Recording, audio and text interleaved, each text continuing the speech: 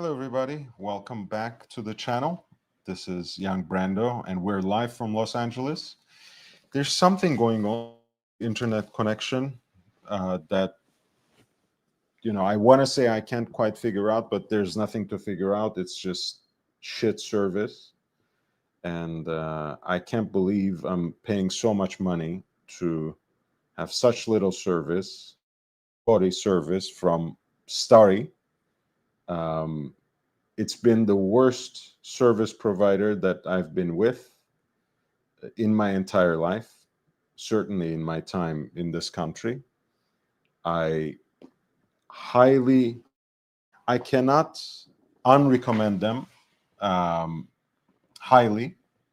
Starry Internet, if it is ever an option for you, make sure not to buy anything from them. Make sure not to use them for any, because they are utter shit, especially for the kind of money they're charging. I think I should just um, pay up for whatever it is that was it. What was it? Starlink, or is that what it is? The Elon Musk thing. It's really unbelievable. It's unbelievable. Like year 2020, the customer service they give for your internet connection is still, did you think of restarting your router? I mean, really? Are you fucking kidding me? This is this, this is incredible.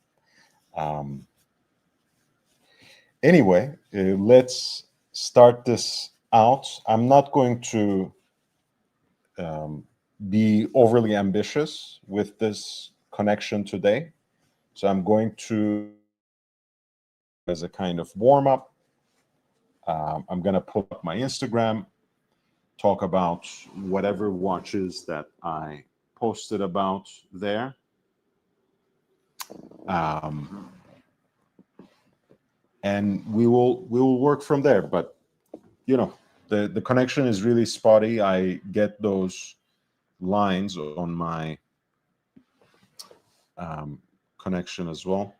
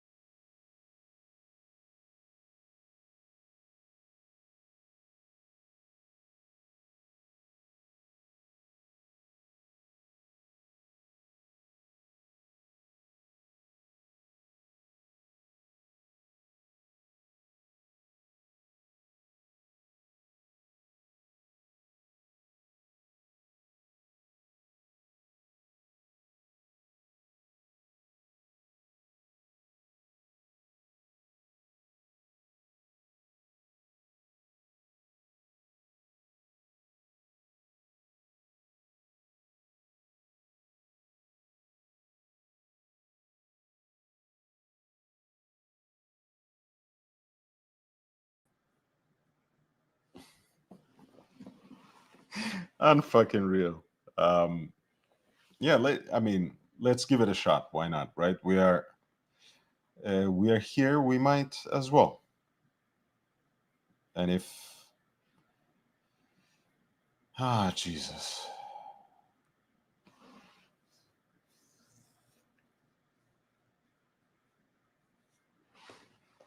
Well, um, it won't be the first time I have a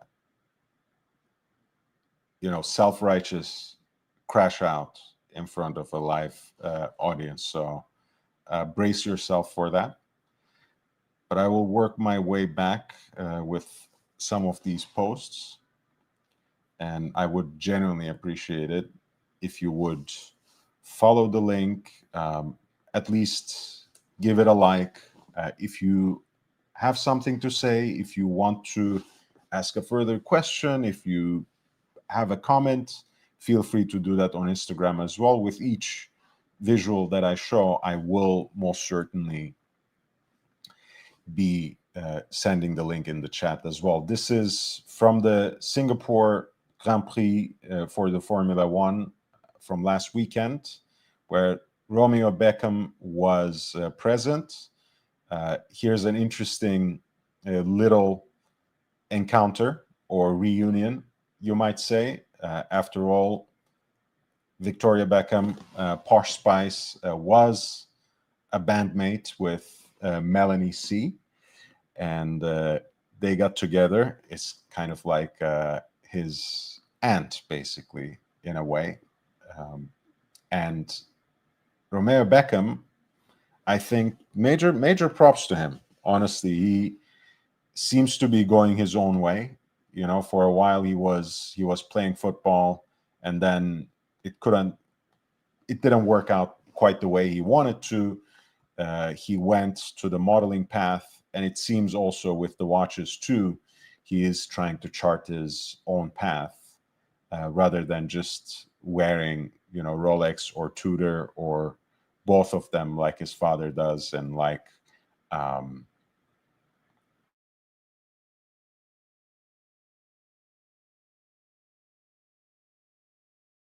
is a beautiful integrated bracelet dress piece, one of those design ones that seem to have become incredibly popular recently. It's in 18 karat yellow gold with the hand wound movement and with what we can call a motif dial, kind of like an interlocking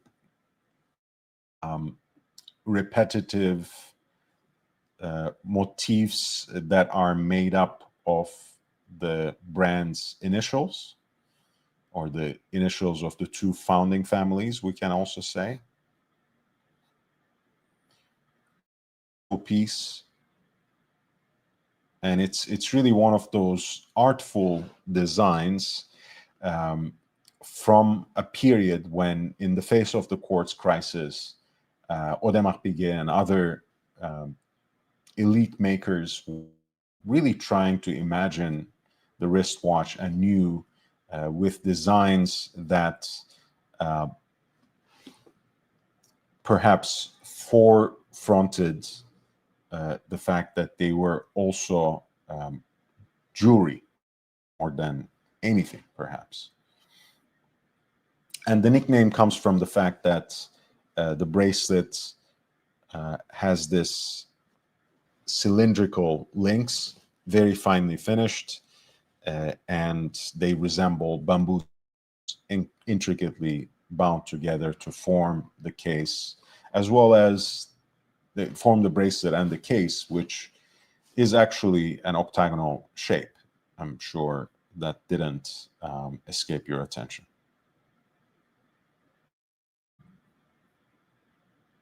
So this is Romeo Beckham with an AP bamboo in 18 karat yellow gold with the motif dial.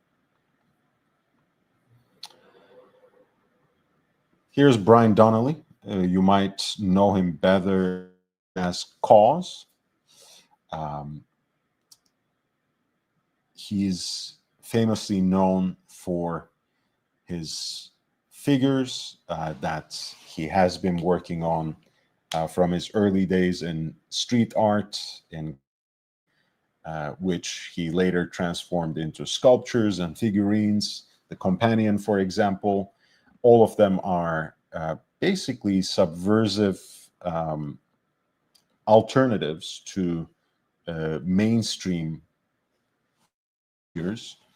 The Companion is very much an alter ego, you might say, to the Mickey Mouse, so on and so forth.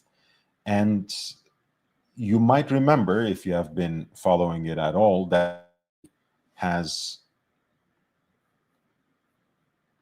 collaborated with AP in the past, and recently, in fact, you can say, for an AP Royal Oak Concept companion piece. And of course, that caught a lot of people off guard. A lot of those people who didn't quite know or care, perhaps, that Brian Donnelly already wore watches and some interesting watches in and in this case, he is actually wearing a vintage Rolex Daytona, a hand-wound piece. And in fact, he had wearing these pieces for a while, but I just focused on this particular one. It's a Sigma dial. It doesn't have the red writing, so to speak, so it's not a big red or small red, which people sometimes call the service dials from this period of time. You see how he looks like. I think this photo is also from a few years back. This is when he's really young, still quite young, and I think this is more closer in time to our present.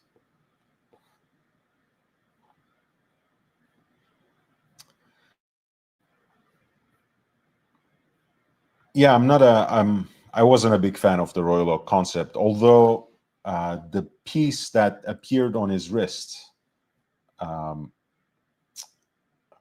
I don't think it was announced in any with the double X symbol.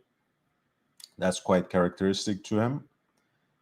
That was very interesting. I wish I could pull it up, but I really can't because I'm barely juggling as it is this single window that I'm trying to share with you, which, as you can see, is not even working out.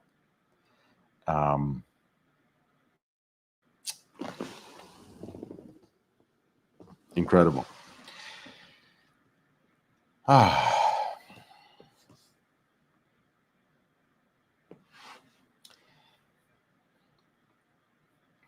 Paris Fashion Week continues.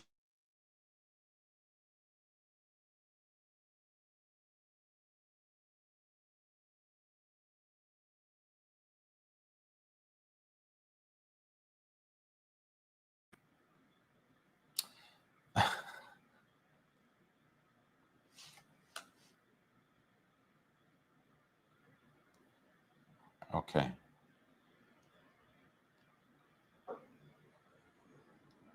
All right.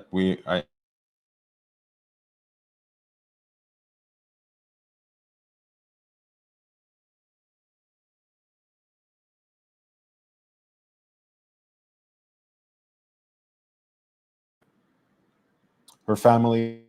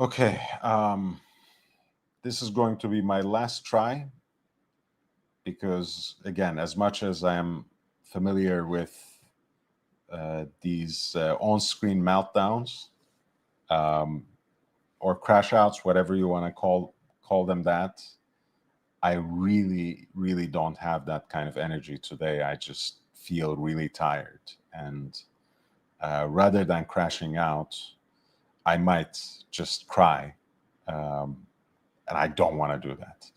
So we are looking at Lana Del Rey wearing the Cartier Baignoire Mini, the one that's worn on its proper bangle in yellow gold. This was at the Valentino Fashion Show, which she attended with her family, including her husband, Jeremy Dufresne, and her sister, uh, whose name escapes me, but of course the last name is Grant, like her last name. But it's a very elegant piece, and she was just incredibly well put together as always.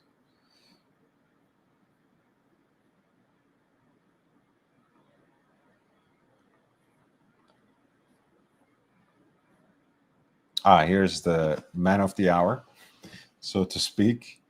Um, I love posting about Zuckerberg and his watches because it really inflames public opinion. Um, People have, in fact, very strong opinions, mostly negative. Unfortunately, that's how social media works. And I'm saying it in every which way, right? In the sense that, yes, that is the prevalent mode of engagement, right? In general, it's much harder to find something positive to say. And I'm not saying this uh, in a fashion that privileges some sort of feel good attitude, but it's much more difficult to put together something substantive, something that exists in this world, but it's much easier to try to tear down that someone else has built. So that's one part of it, but the other part of it is, of course, that I feed off that negativity as well, right? I don't like the code 1159, for example, but I post more and more of Audemars Piguet code 1159 watches because it gets the most ratio, right? You know, if it gets two, three, 400 likes, it also gets at least 150 shares. People love to hate on it. Same thing with Mark Zuckerberg's watch collection. People love to hate on this man's newly fangled fascination with timepieces. So I post more and more. The minute I see him with a new watch, especially if I'm the first to do it, like it is in this case, I get on it right away, get all the best visuals, do the best write up, and go with it. And this one, certainly the watch itself deserves the write up because this is the most complicated watch ever created, the most complicated wristwatch certainly ever created by the hottest independent watchmaker, Francois Paul Jean. It is the astronomic souverain. And in this case, it is also a very rare example of that. It is, in fact, titanium on the matching 5-link titanium bracelet with a black dial.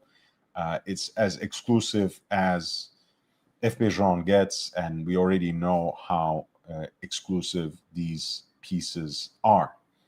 And, you know, I talk about this all the time. I think, you know, as much as, again, it's easy to hate on this guy, it's also the most relatable midlife crisis of all time, right? You know, how many of us who are in the same generation as Zuckerberg, you know, say 35 to 45 years old, you know, elderly millennials, or our forebears, we probably all have dabbled at a certain point with the same conundrum, right? You fall into a certain kind of void, personally or professionally. Um, it doesn't have to be entirely negative either. Perhaps you have checked off all the boxes that you have set for yourself as goals, as an end game in your professional career. You have completed your bucket list twice over, perhaps, with how surprisingly successful you may have become professionally, and you start looking for something new, right?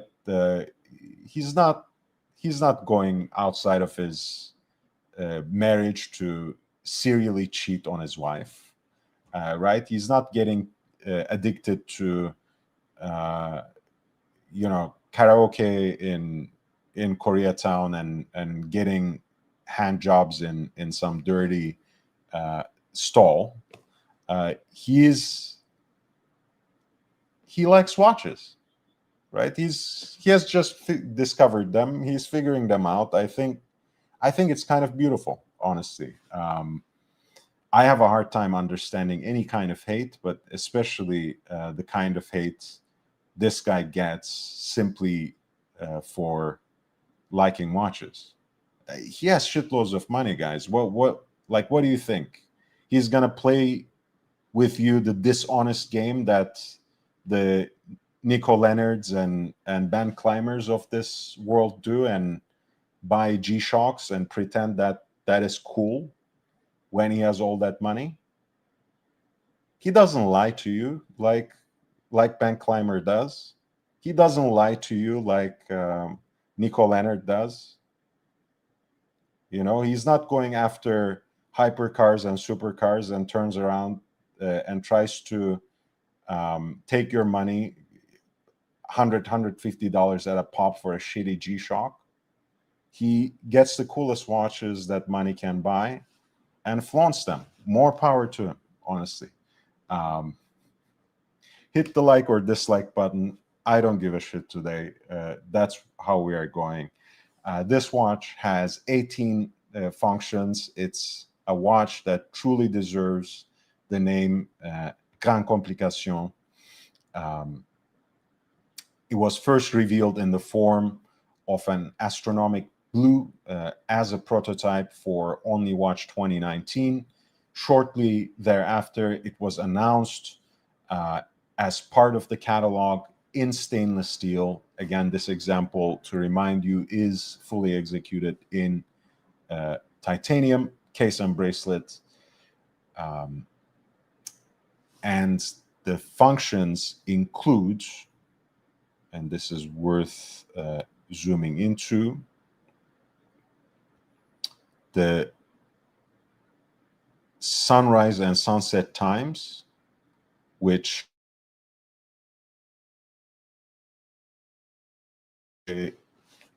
interesting and quirky, but also impressive way of giving you that, because it basically charts the path of the sun, and those shutters basically are arranged in terms of the length of the day. So you get a good sense of sunrise and sundown, and even like the real noon as well. You get the side real time.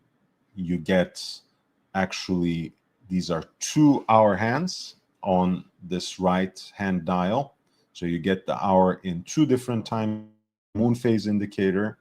Of course, you have a digital disc for the natural deadbeat seconds, since this watch has both a 1 minute tourbillon and a 1 second barre d'égalité, the constant force mechanism with which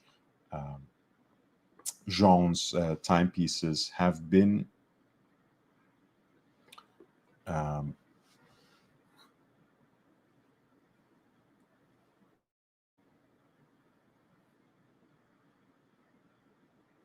have been associated with. And there is, of course, as you can tell probably from the slide on the left flank, it actually also is a minute repeater. The indicator on this first dial, because this is a dual dial watch, nicely balances out that shutter opening for the day and night.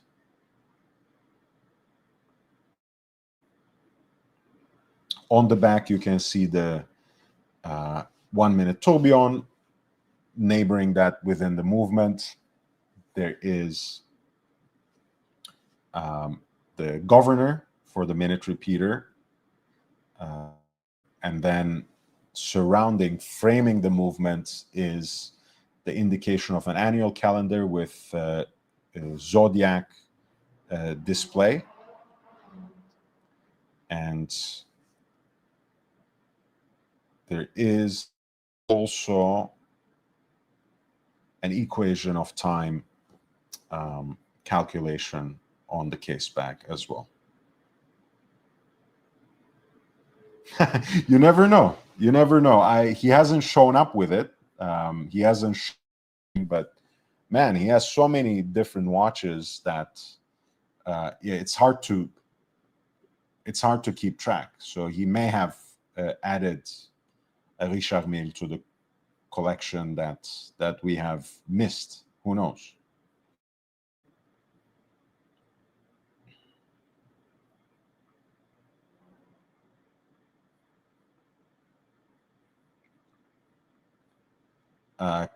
Cristiano Ronaldo.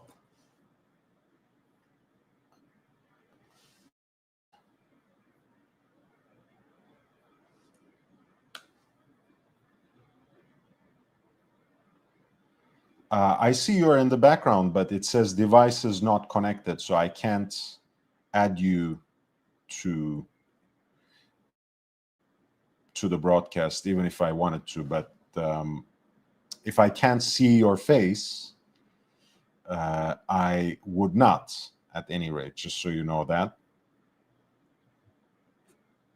You know, for the sake of not only myself, my audience. Cristiano Ronaldo, as you guys know, has been plying his trade in Saudi Arabia for the last few years.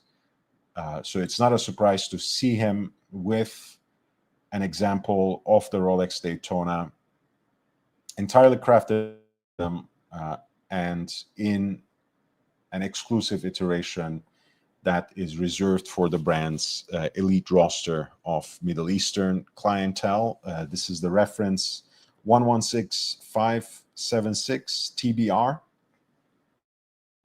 The bezel forgoes the tachymeter scale, replacing it with Asher cut diamonds. Full ice blue dial that is, of course, Rolex exclusive color for platinum pieces. In this case, the dial has applied and blued Eastern Arabic numerals that are matched with also blue.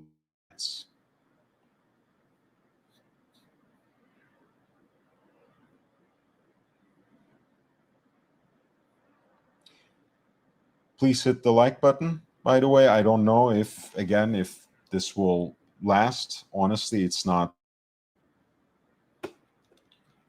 The connection is not getting better, no matter what I have tried, and I don't want to go with another night of not broadcasting because this is my. On that note, also any donations and contributions is much appreciated. I have a very humble goal of 5 super chats of $5 or more, which will carry this live stream to the midnight or beyond, and which means another hour and 15 minutes. Otherwise, we will see how long we can carry it. You're looking at Robert Lewandowski, Polish national football team captain and FC Bar striker as well. He's wearing the newest example of the AP Royal Oak Perpetual Calendar in stainless steel, the blue dial, 41 millimeter, with the weekly calendar indication. Rejo as well. Of course, this is the model that is powered by the new caliber 7138, which builds on the recent achievements of the RD2 and RD5. The new movement eliminates the need for recessed correct case band, since everything is adjustable from the crown. As an improvement on previous crown-adjusted perpetual calendar systems, the new movement also allows the setting of all calendrical functions individually, backwards and forwards, purely via the crown. They're really beautiful, very sleek in terms of the design too, eliminating those recessed correctors and the need for an extra tool, which, again, the tool itself is not that much of a problem. But in general, from an engineering standpoint, and I'm no engineer, but I can say this much, eliminating those points on the case where the waterproofness, everything can be compromised, is objectively an improvement. And obviously, coming up with an ergonomic system for corrections and adjustments for a complicated watch is also important. And this is, as always, a very good looking watch, very handsome. I love the sand gold example, but of course, stainless steel in Royal Oak is always a classic, and it always going to be, I think, the prize for many collectors.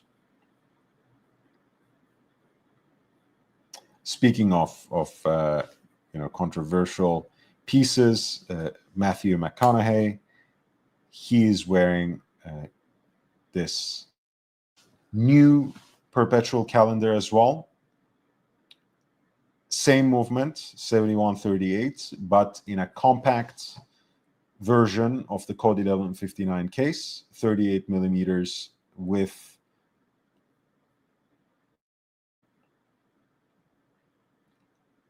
thickness that scales right under 10 millimeters. I mean, obviously, it's a scandal that the piece is worn in reverse, which not a good advertisement for the magazine that shot it. Man About Town. Again, I don't want to go too hard. Mistakes happen. Probably it's an oversight. I just don't want it to be the kind of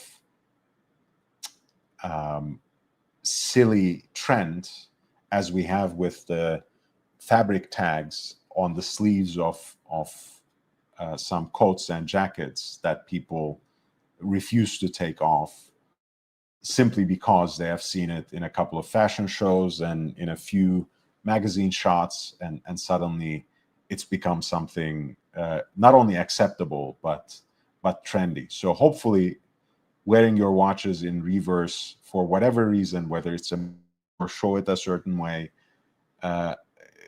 please God, don't make it become a trend in real life. I will only say that. And with that, I will actually take the risk and start looking at the Monaco Legend Auction. If you have been on this channel before, you know how it works. I send the link in the chat, which means that you can pull it up on your own screen. Let me know what you're interested in. Let me know which lots you're. And if you send in the lot number with a super chat, I would be more than happy to dive right in and talk about the watch with as much horological and historical detail as possible. Let's something small and still quite interesting. You're looking at a very special Rolex piece. Indeed, it's a Rolex Viceroy, a mini Viceroy in 18 karat yellow gold. The case dimensions are 24 by 32, a classic tonneau shape with a round dial, a sector dial at that, very beautiful, kind of also evoking solar imagery, of course, right? The indices are as if emanating from the center of the dial. Seconds on the subdial at 6, and heat blued hands on a tropicalized dial backdrop, which matches with the gold tones of the case pretty nicely.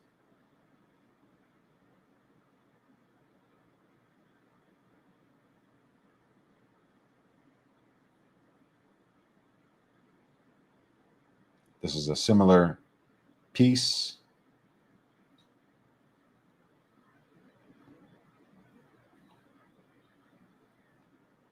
On an advertisement with, of course, cathedral hands here and a different dial configuration, but the case is the same.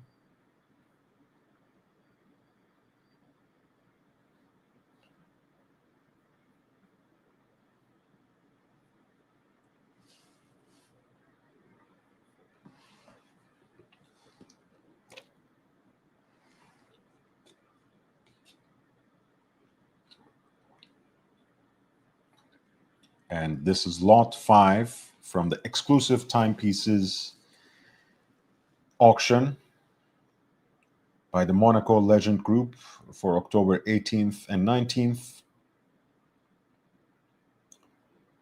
And the pre-auction estimate is set between 4,000 to 8,000 euros. Dexterious, thank you so much. Peace to you as well. I love that. Thank you. I appreciate you.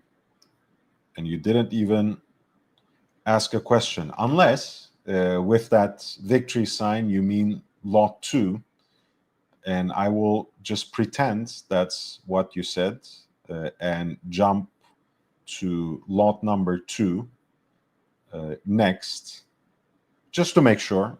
Perhaps that's not what you asked, but it is an interesting watch nonetheless.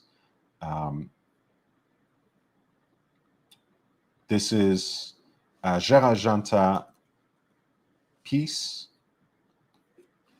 The case design is actually called Arena Sports, sometimes either one or another.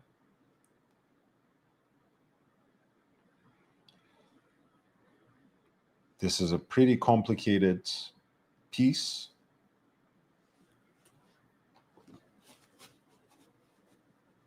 With kind of a perforated dial look,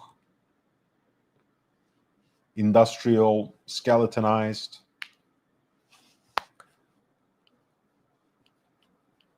White gold and titanium.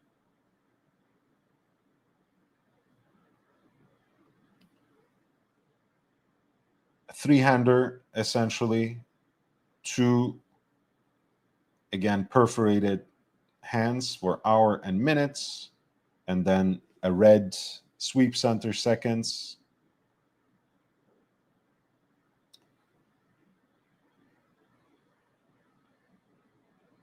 Up here, you have the 24-hour hand, which serves, of course, as your day-night indicator. At 6 o'clock, you have the pointer date, as well as the leap year indicator.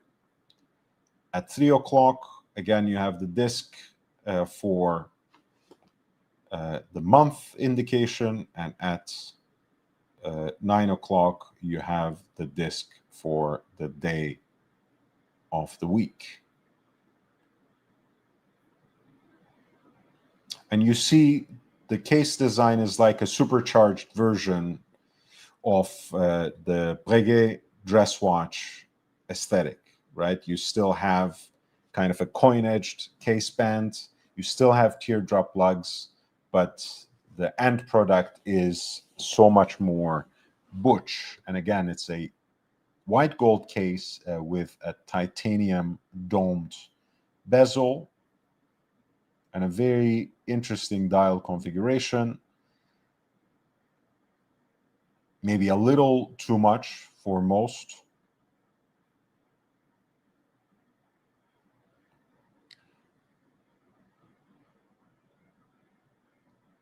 It actually, wait a second.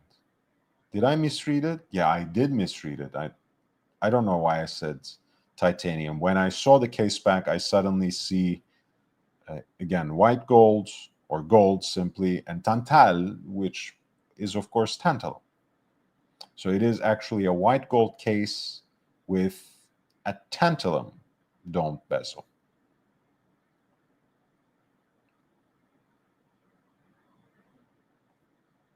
Pretty cool look. I think a little too large for my taste. Almost 45 millimeters in diameter.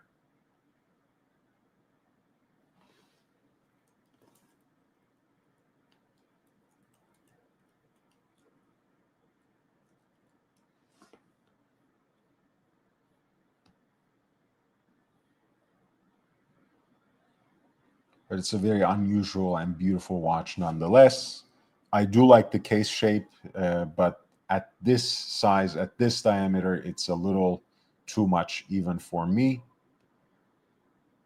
However, it's still pretty cool. This is lot 2 for a very unusual Jaragenta perpetual calendar with a semi-skeletonized look on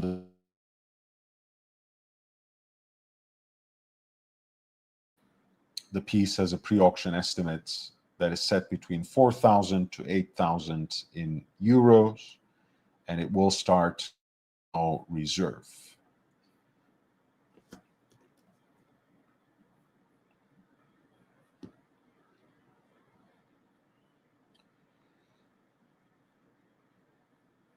Lot number 3 is an Ulysse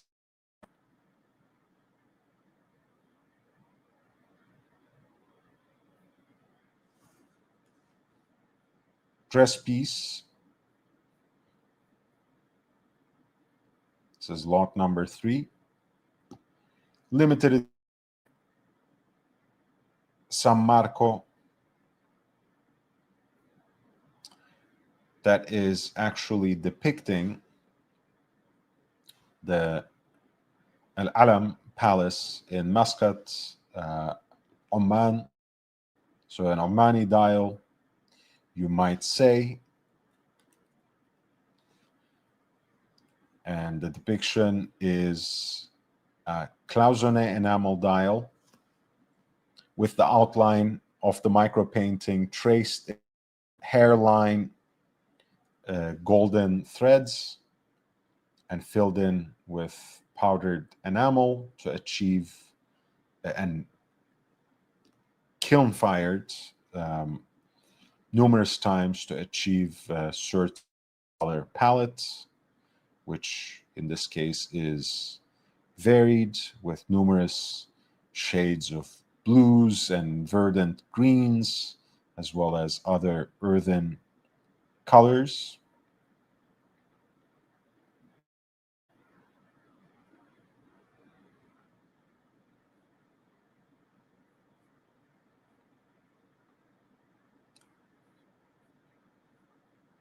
The case is 37 millimeters in diameter and in yellow gold, matched with a very beautiful, nicely articulating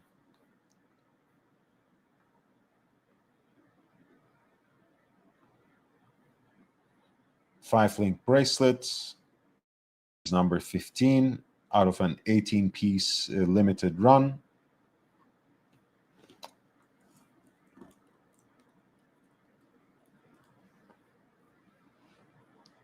San Marco,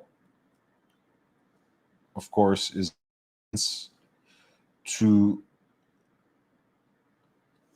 the famous square in Venice.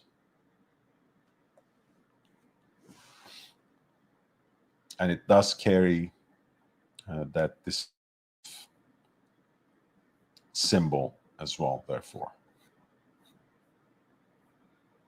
This is lot number 3 for a limited Oman limited edition of the Ulysse Nardin San Marco, a yellow gold dress on a matching bracelet with a beautiful cloisonné enamel dial. And the pre-auction estimate sets the value of this watch in the range between 10,000 to 20,000 US dollars.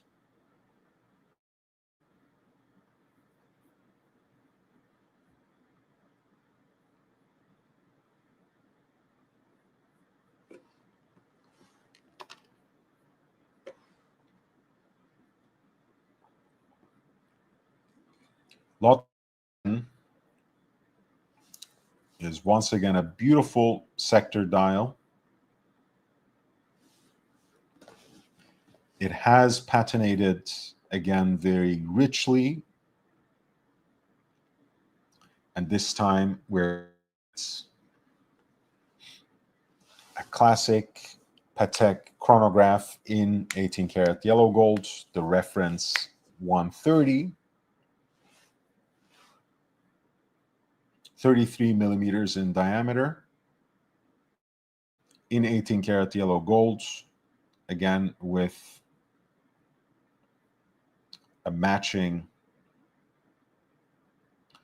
déployant clasp as well.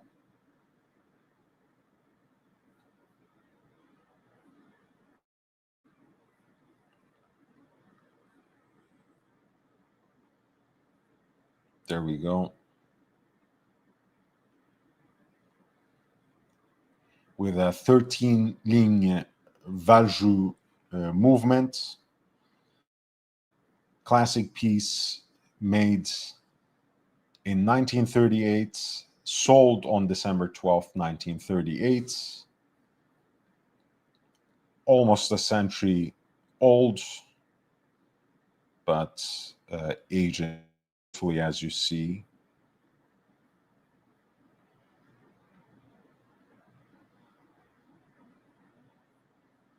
The case has obviously been polished before, but it's in decent condition still.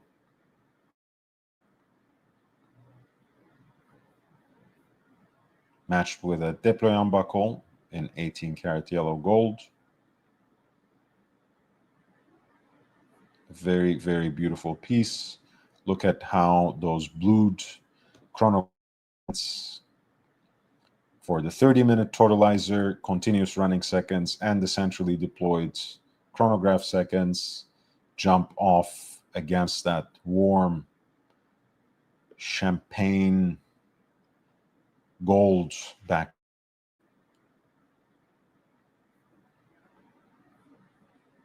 This is lot number 10 from the exclusive Timepieces auction by Monaco Legend Group. The pre-auction estimate of the watch is set between 70,000 to 140,000 in euro.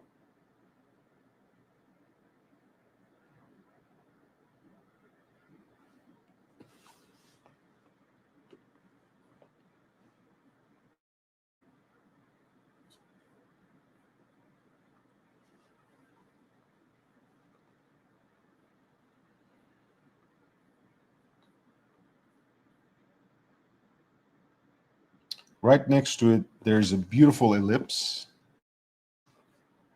It's a lady's example, but so gorgeous that we need to stop and take a look at it. 25.5 millimeters in diameter. So in fact, it can be rather, for a man, hand-wound movement, a lot of beautiful things going on about it. It's an onyx style. See how organic that signature looks on that onyx style. Almost feels wet, like wet ink or something. 2 rows of brilliant cut diamonds for the bezel. on this yellow gold case. Beautifully preserved with still rather crisp hallmarks on the back of the case. And of course, a matching elliptical buckle for the strap. This is the Patek Philippe Golden Ellipse, reference 4312, a ladies model, onyx, 2 rows of brilliant cut diamonds framing that beautiful onyx style. Lot number 11 has a pre-auction estimate that is set in the range between 5,000 to 10,000 euros.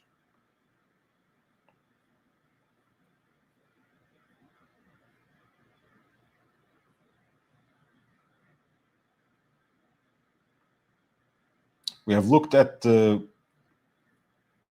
reference 130. Here, we're looking at a Patek Philippe chronograph reference 533.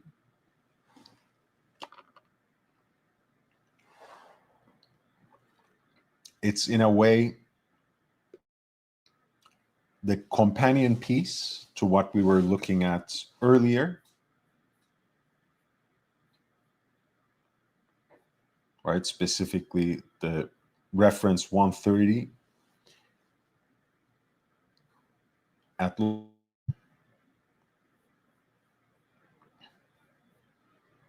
here at lot 17, we have a reference 533, which shares the movement, the 13 ligne Valjoux movement, and the dial architecture. It has a flat angular bezel instead of the concave bezel of the reference 130.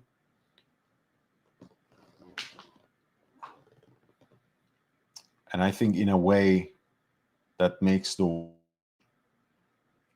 perhaps seem more substantive, perhaps.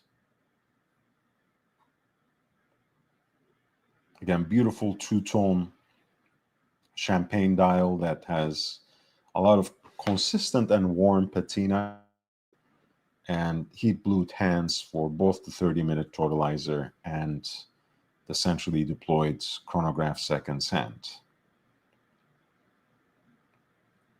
This is a pink gold example, once again, right around 33 millimeters diameter, with an estimated value in the range between 40,000 to 80,000 in US dollars.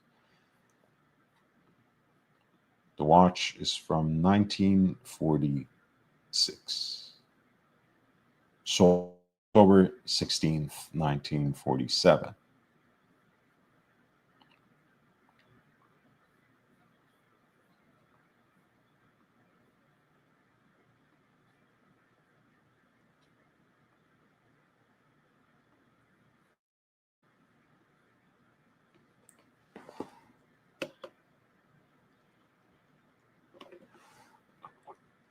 Just to dip our toes in a little bit and for you to get an idea of how incredible watches of really prestige complications may be found at a price point that is much more when they come in the form of a pocket watch. And here you see a pocket watch, a split seconds chronograph that was made by Philippe for the American retailer Galt and Brothers, which was apparently at the time an elite clientele out of the US capital.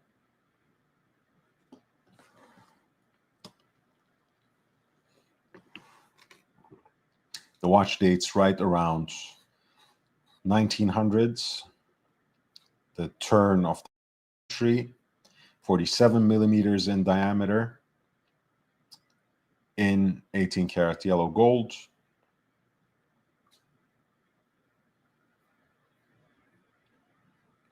With an hinged case back.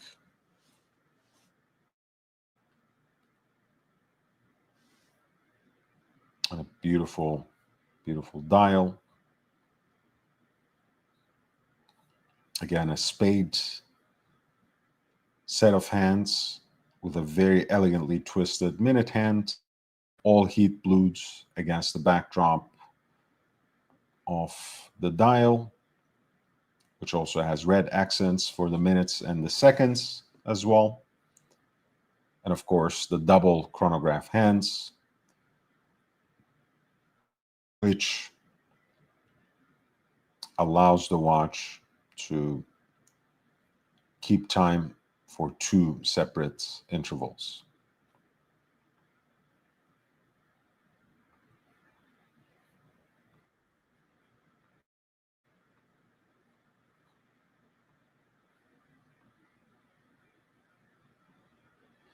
I think I will go for another 15 minutes or so. If, there's super chat, and I'm going to time this as well.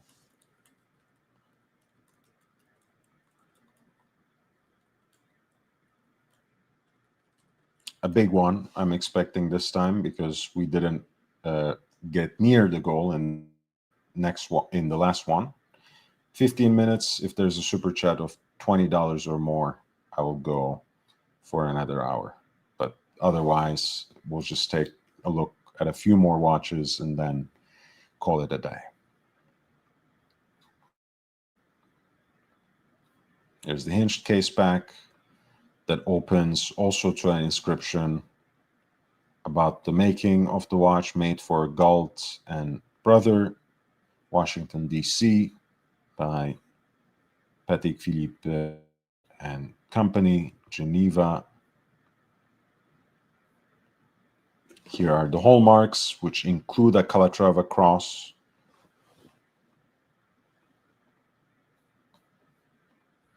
That's a beautiful close-up of the dial and an archival extract.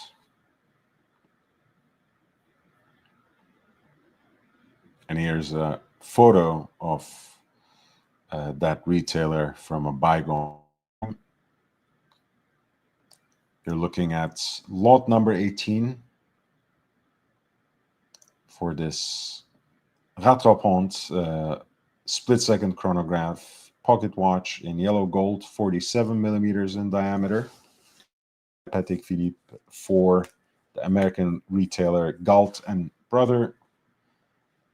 The estimated value of the watch is set between $10,000 to $20,000 in US dollars.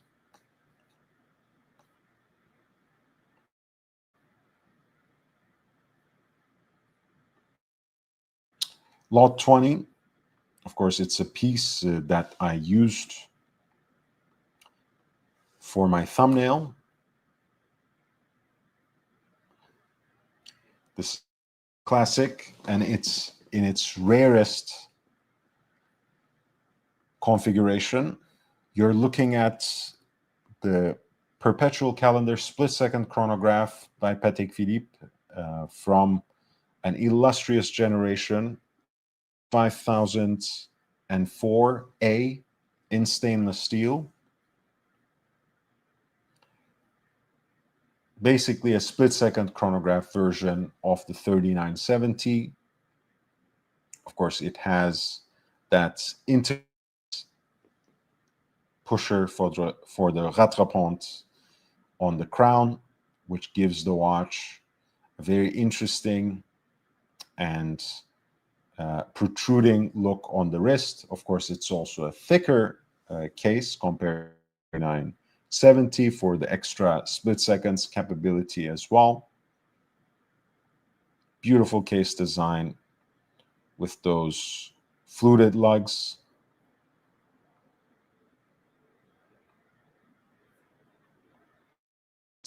Here you can get a look at the split seconds chronograph perpetual calendar movements from the exhibition case back, and you can see that it bears the hallmark of Geneva on its balance.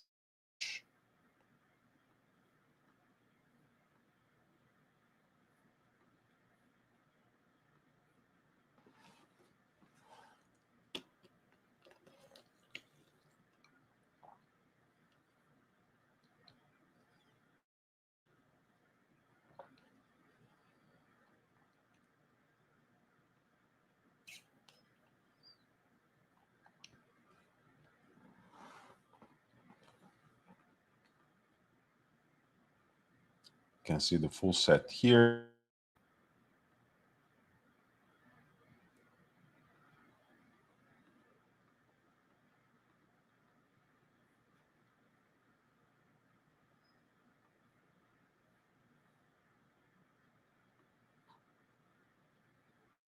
There's on the sapphire case back, there's an inscription of the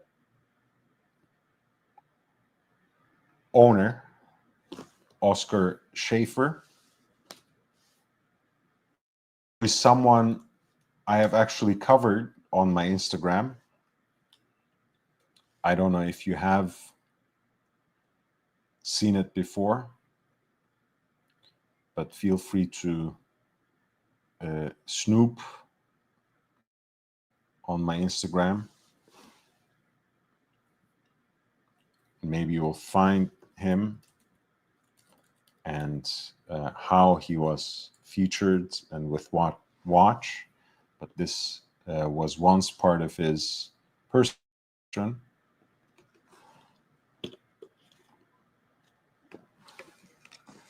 And again, the 5004 in stainless steel is extremely rare, understood to be certainly in less than 50 examples, but I don't think I have seen even 10 of them in public auction so far, so it's quite rare.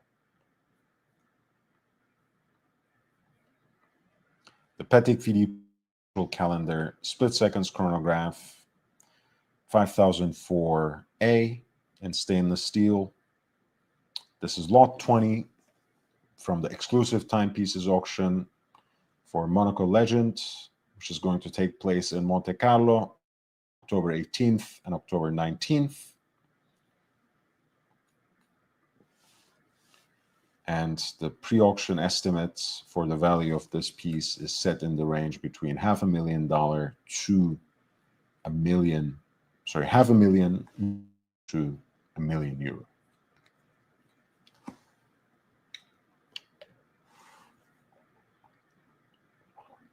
Again, a very rarefied version of what is in and of itself a very compelling timepiece. We're looking at the monopusher Tortue chronograph by Cartier, Paris, from the famous CPCP program, that decade enterprise, which conjugated classic designs by Cartier with exciting complications and movements by both their watchmakers as well as emergent independent makers. In this case, the reference, the caliber 045 MC was conceived by François-Paul Jean and Denis Flageolet with THA, Technique Horlogère Appliquée. There you go. This is the single button chronograph movement that was devised from scratch for a new age, even though it was inspired by the original Roaring 20s design. Okay. It's a platinum example with a platinum bracelet, number 1 in the series for $25.75. Special order, seemingly. I've never seen a similar piece. Platinum bracelet, clasp, the déployant clasp inside is white gold. However, the bracelet itself is platinum, as you could see from the hallmarks. Show you the inside once again. P 950, platine 950. It's only that clasp inside, the butterfly clasp, is white gold, I think. This is lot number 25 for the Tortue Cartier CPCP Collection Privée Cartier Paris. The classic barrel-shaped or tortoise-shaped, you might say, Cartier watch that comes in the form of a single button chronograph, which is just fully integrated into the crown. All functions of the chronograph, start, stop, reset, are controlled by that crown. The octagonal crown, which is topped off with a sapphire, a multifaceted finish, heat blued hands against the backdrop of a guilloche decorated dial, platinum Cartier Tortue monopusher chronograph at lot 20 with an estimated value between 50,000 to 100,000 euros. Please hit the like button. That's always free. And you guys have observed firsthand what sense I have to deal with sometimes to give you these live streams. So please at least give it a like, share the link with others. I genuinely appreciate you, Dexteria, for showing your support with a super chat. If anyone else would like to do that, that would be more than welcome, of course. Someone has to help me keep the lights on, because I'm not sure how far I can take this, how long I can go like this. So I would genuinely appreciate it if you could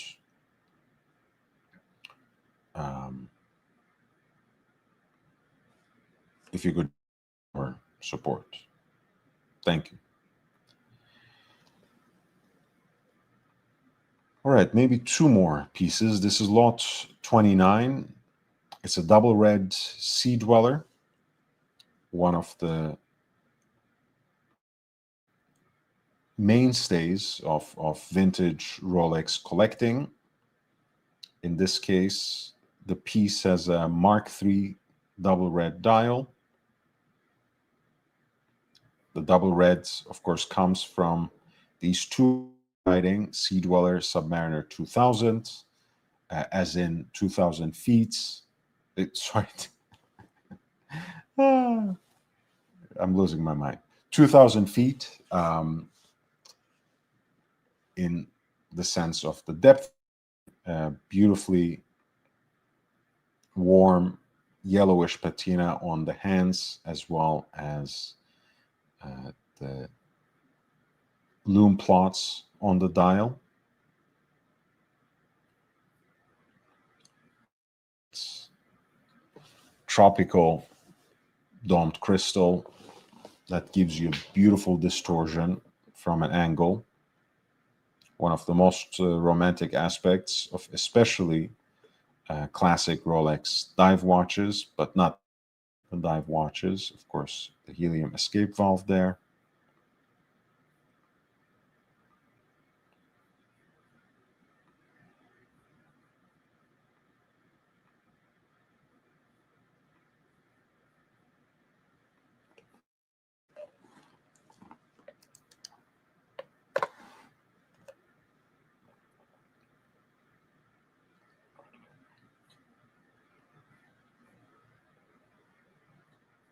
This is the Rolex Sea Dweller Reference 65 with a Mark III double red dial. The estimated value of the piece is set between 20,000 to 40,000 in euro.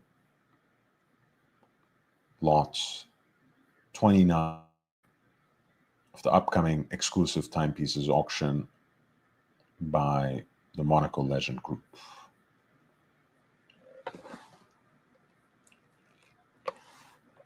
Okay, probably one last watch. I'll choose wisely, therefore.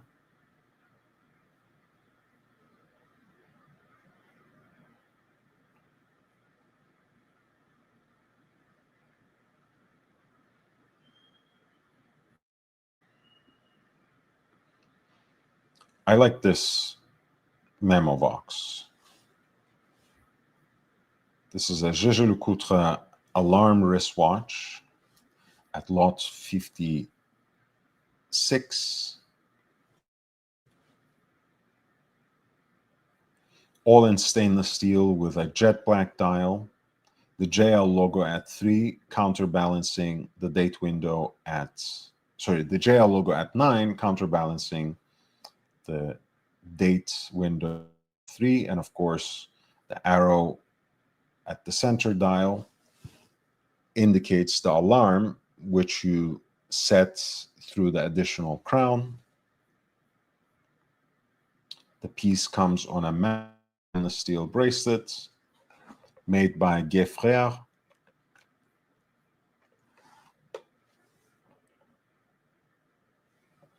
This is the reference E875 with the high frequency caliber 916.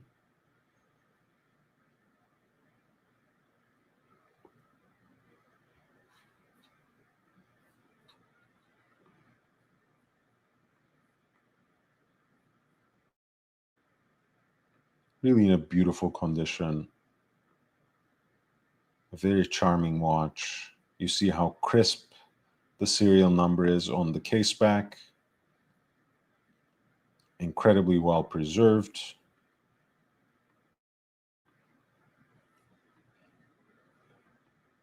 With its proper bracelet.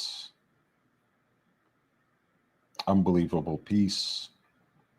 You see the Frères logo engraved inside the clasp as well. One of the most important bracelet makers in the history of Swiss watchmaking. If you know an iconic design that goes with a particular kind of bracelet from that mid-century period, including the 70s, chances are it was made by Frères, whether we're talking about Rolex's Oyster and Jubilee designs or the integrated bracelets of the Royal Oak, Nautilus, the Vacheron 222, the originals, or the bracelets that went with some of the most memorable chronographs and other watches by Hoya, by Universal Genève. It's almost always Frères, so that's a very cool detail. Here's the watch right next to its archival extract. This is the Jaeger-LeCoultre Memovox alarm wristwatch in stainless steel on a matching bracelet. The reference 875. The estimated piece is set between 4,000 to 8,000 in US dollars. All right, thank you so much for being here, and thank you, Dexterius, especially to you for that generous. Again, I'm a completely independent channel. I don't have any sponsors. I don't have any benefactors. I don't have any industry support either, that I can speak my mind without having to kowtow to anyone. I don't ask for free trips to Paris or Geneva, so I don't have to polish it and pretend that it's a great design to you just because it was made by this or that luxury conglomerate. But that comes at a price, of course. It means then to your support if I'm going to serve you with my honest and unadulterated opinion that is informed by decades of experience and a wealth of knowledge. It means your support to survive. YouTube gives you a number of different ways. Of course, the super chats are great. After the live stream ends, you can use a super thanks to leave your comment and show your appreciation. Of course, buying a membership or gifting to others is always a great way to continue to support the channel, to contribute to its sustainability, and that also gives you access to an exclusive of content. I would really appreciate that. In either case, you can hit the like button, share the link to this channel at Young Brando, to my Instagram platform, young.brando at young.brando, and the link is provided right there in the chat. Or you can choose to support the channel in some of the ways that I outline in the links that I share as part of the video description. In either case, I really, really do appreciate you. Thank you so much. Don't forget to hit the like button if you haven't already. And please stay tuned. Tomorrow, I'm invited to an event around cigars and whiskey. So I will be enjoying myself, and I'll be enjoying myself for you as well. I'll keep you in my thoughts. Please do the same for me. I genuinely appreciate you. But of course, look forward to more support in the future. At any rate, I'm going to come on Wednesday with hopefully more coverage of the Monaco Legend Group auction, which is still more than a week away. So we have time to discuss some of these very interesting pieces. Eclectic their curation usually is. They always have very interesting pieces. And honestly, at times, you can find some great deals on pieces that you don't expect to find anywhere else. Thank you. I will see you in the next one. Until then, stay safe, stay healthy, wear and enjoy your watches. Goodbye.